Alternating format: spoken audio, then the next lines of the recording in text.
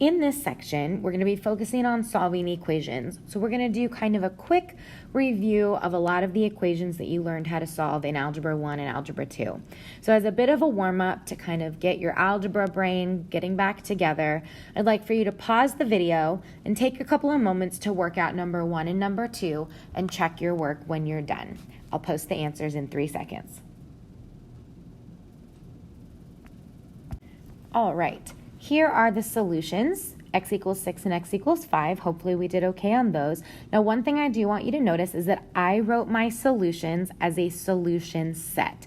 That seems a little unnecessary when we only have one solution, but as you saw in Algebra 2, and as you'll see multiple times throughout this year, there are often going to be equations that have more than one possible solution. That's when a set really makes sense. My math lab is going to request all of your answers written as a solution set. So even though it's only one solution, it needs to be inside the brackets showing that this is your solution set. If you get that there is no solution to an equation, then your answer would be the null set or the empty set, the 0 with a slash through it. X equals 0 and the null set are not the same thing. So null set means no solution. 0 means one solution, 0. Okay, moving right along then. The next two examples are also linear equations, just solving for x. But this is when they start getting a little bit uglier, having these fractions. And so what we're going to use here is a strategy that allows us to completely just eliminate the denominators completely. So if I look at number 3, I look at the denominators I have, a 4 and a 3, and I want to come up with the least common multiple of 4 and 3, which would be 12. You could also use 24 or 48 or any other number that they both divide into, but you're going to get the smallest values if you use the least common multiple. So my goal when I do this is to clear the denominator so that I do not have fractions left.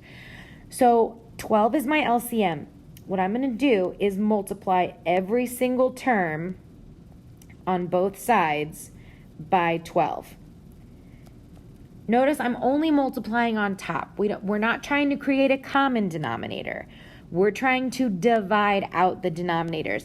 And since this is an equation and we're keeping it balanced by multiplying everything by 12, we don't need to multiply the top and the bottom because we're all still in balance with this equation.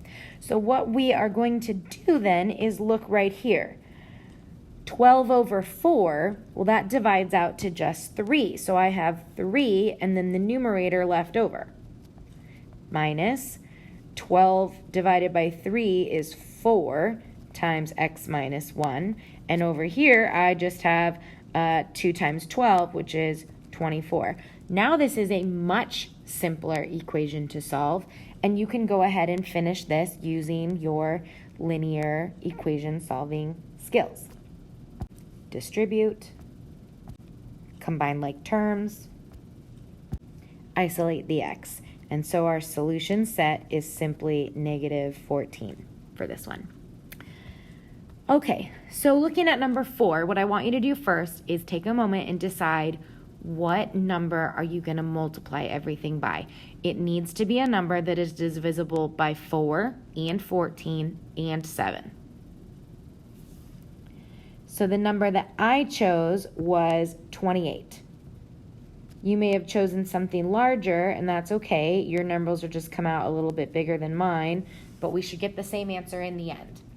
So when we divide this out then, go ahead and do that and see what you get. Put me on pause, and I will post the answer in just a couple of seconds.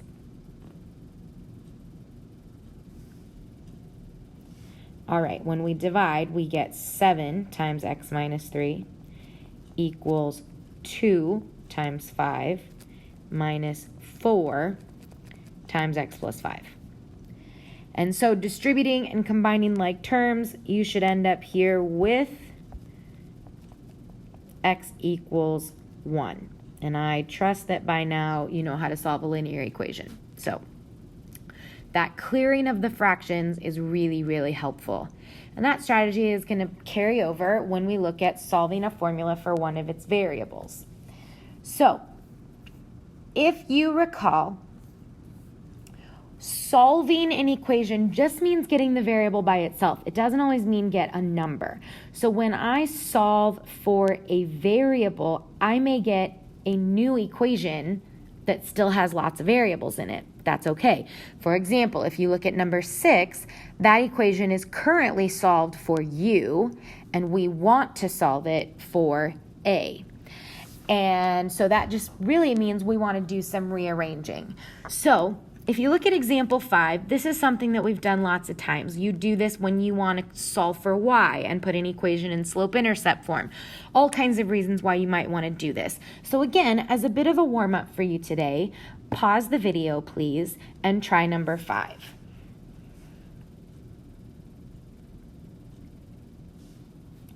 So to solve for a, the first thing we need to do is isolate the term that has a in it. So that means I'm going to start by adding 3 to both sides. So I have negative 3a equals negative 2n plus 3p plus 3. And now I want to divide by negative 3 on both sides.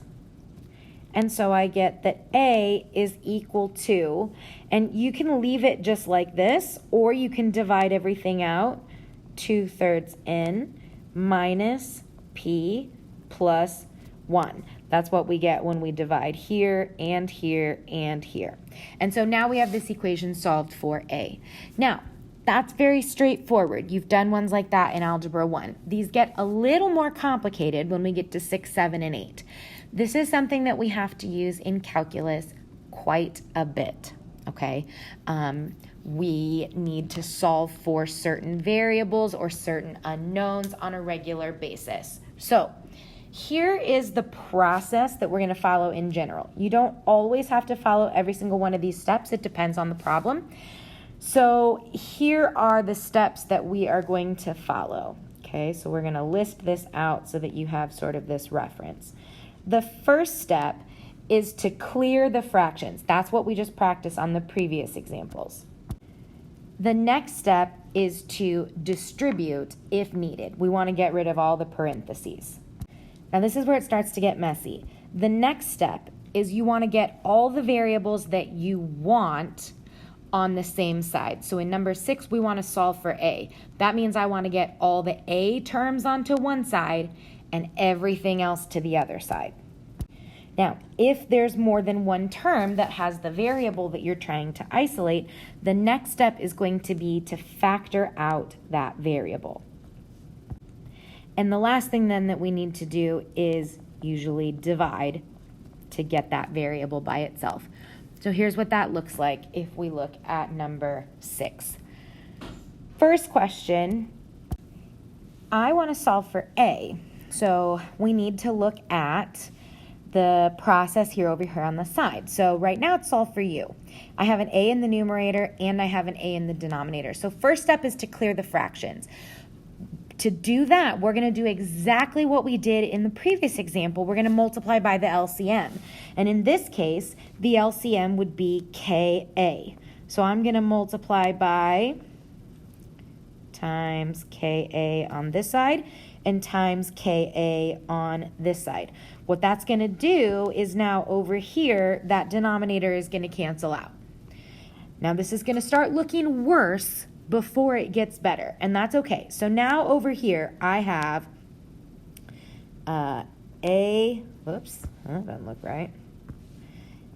AKU, I always put my variables in alphabetical order, equals negative 2a minus 3. Okay, first step done. Second step, distribute. There is nothing to distribute here, so we don't need to worry about that. Step 3, get the variables you want, which for us is a. We want to get the variables we want all to the same side of the equation. So the term on the left already has an a, and I have another a term on the right. So what I'm going to do is I'm going to add 2a to both sides. That now gives me AKU plus 2a, because I added 2a to both sides, equals, all that's left over here now is negative 3. So everything on the left-hand side has an a in it. Everything else is on the right-hand side. So now we have all of those terms that have an a, so the fourth step is to factor that variable out. So I can factor out an a, and I'm left with ku plus 2 equals -3. So we're very, very close now. Now the last thing is, if I have a times ku plus 2, if I want to undo that, then I want to divide by ku plus 2. We can divide by that whole quantity. There's no reason why we can't. And so the ku plus 2's over here will divide out, and now we are left with a is equal to -3 over ku plus 2. And so now we've rearranged this formula and we've solved it for a. This is super useful if you're going into science. If that's a field that interests you, you'll see a lot of times, like in chemistry or in physics, they give you like 6 different formulas that you're supposed to memorize for one specific topic. But if you know what you're doing and you really pay attention, you see that it's really just the exact same equation rearranged to be solved for a different variable. If you've ever worked with Excel or any kind of programming, oftentimes you want to give instructions of how to calculate a certain variable. So if I want to be able to plug in numbers and get an answer out that tells me what a is, then I need to have my formula defined for a. And so that would be an example of why we would need to do that. Okay, so very, very useful. Let's look at a couple more that are a little bit trickier. All right, there's our process again in the corner to be able to keep track. So this one is a little bit trickier. We want to solve for p.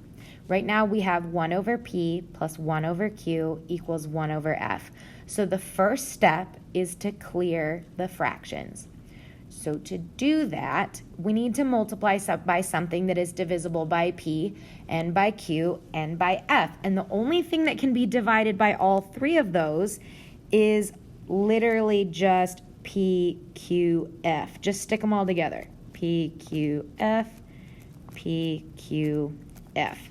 So how does that help? Well, the p's cancel out here, and I'm left with q, f.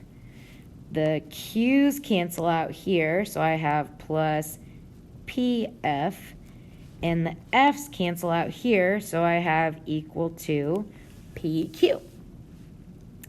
So that's it. We cleared our fractions. Next step, distribute.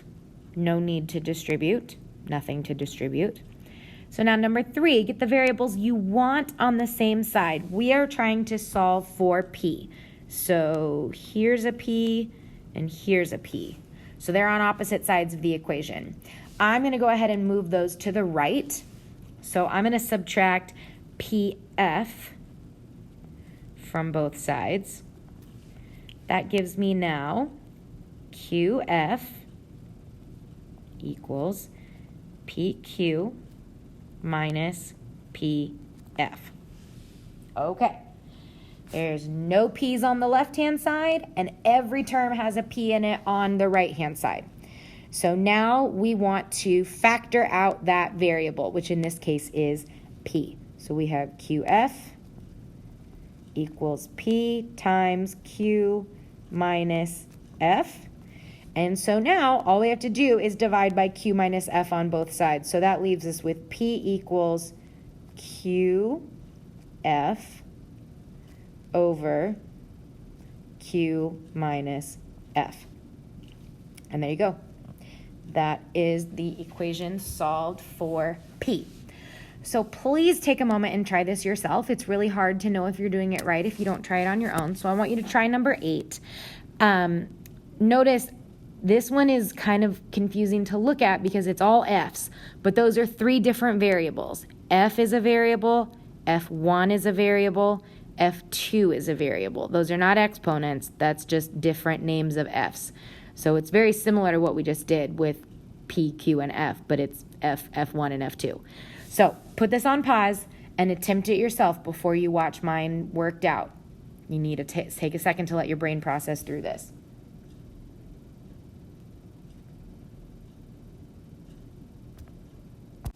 All right, hopefully you notice you're going to multiply both sides by F1 plus F2. That's going to get rid of the denominator on this side. And so over here we have F times F1 plus F2 equals, just the numerator is left now, so F1, F2. Now here's an example where we need to distribute. So that is step 2. We want to get rid of the parentheses. So go ahead and distribute your F, and you should get this mess right here. So again, we are trying to solve for F2. There's an F2 on this side and an F2 on this side. We need them all on the same side. So I'm going to subtract F2. So I have F1 equals F1, F2 minus F2. We just moved this one over to this side. Okay, now every term on the right contains an F2, so I can factor it out. F1 equals F2 times F1 minus F, and now we divide. So F2 is equal to F1 divided by F1 minus F. These take practice. That is the only way that you're going to get better at them. So just take it slow, keep trying some more, really use those tips on my math lab as you're working, and let me know what questions you have.